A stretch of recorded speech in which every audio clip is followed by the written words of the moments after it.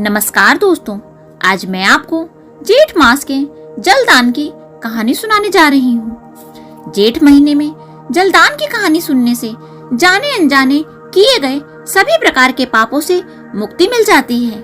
निसंतानों को संतान की प्राप्ति होती है और निर्धन धनवान होता है। तो आइए सुनते हैं जेठ मास के जलदान की कहानी। किसी गांव में एक सेठ सेठानी रहते थे। सेठ जी के कोई संतान नहीं थी। सेठानी बहुत ही धार्मिक प्रवृत्ति की थी। वह दिन रात पूजा पाठ किया करती थी। सेठ जी बहुत ही धनवान थे। उनके पास किसी प्रकार की कोई कमी नहीं थी, लेकिन संतान न होने के कारण सेठ सेठानी बहुत ही दुखी रहते थे। सेठ जी के घर पर कई सालों से एक नौकर काम करता था। सेठानी उस पर बहुत विश्वास करती थी।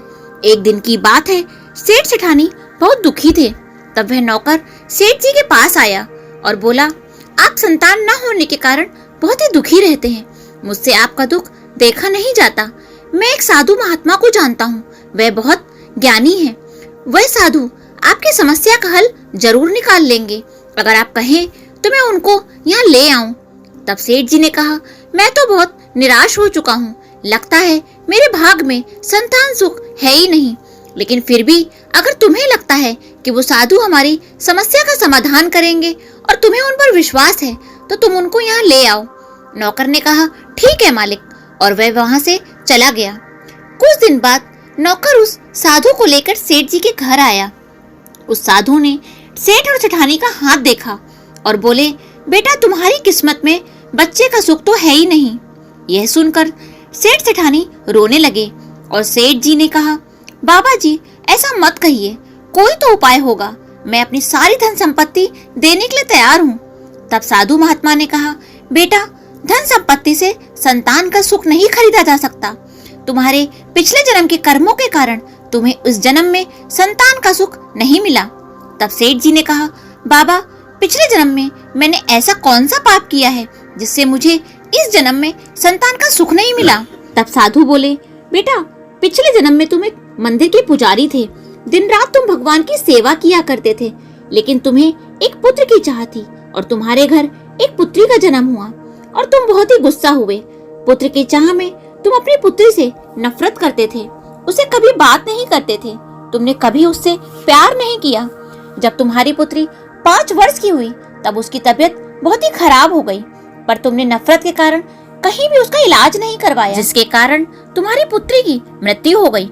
दिन रात भगवान की पूजा करने के कारण तुम्हें धन दौलत तो मिल गई, लेकिन पुत्र की चाह के कारण तुम्हें कन्या की हत्या का दोष लग गया, जिस कारण इस जन्म में तुम्हारी कोई संतान नहीं हुई। यह सुनकर सेठ सेठानी को बहुत पश्चाताप हुआ और वह दोनों बाबा के चरणों में गिर गए और कहने लगे, हे बाबा आप तो बहुत ही ज्ञानी हैं, कृपया करके इस पाप से बचने का कोई उपाय बताइए। अब हमें संतान सुख ना मिले तो कोई बात नहीं, लेकिन हमें कन्या की हत्या के पाप से मुक्ति दिलाइए।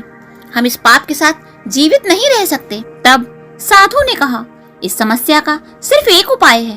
पूरे जेठ मास में प्रातः अपने घर से पैदल गंगा तट पर जाकर स्नान करो और वहीं बैठकर शुद्ध जल का दान करो और प्यासे को पानी पिलाओ, तो तुम्हें इस पाप से मुक्ति मिल जाएगी।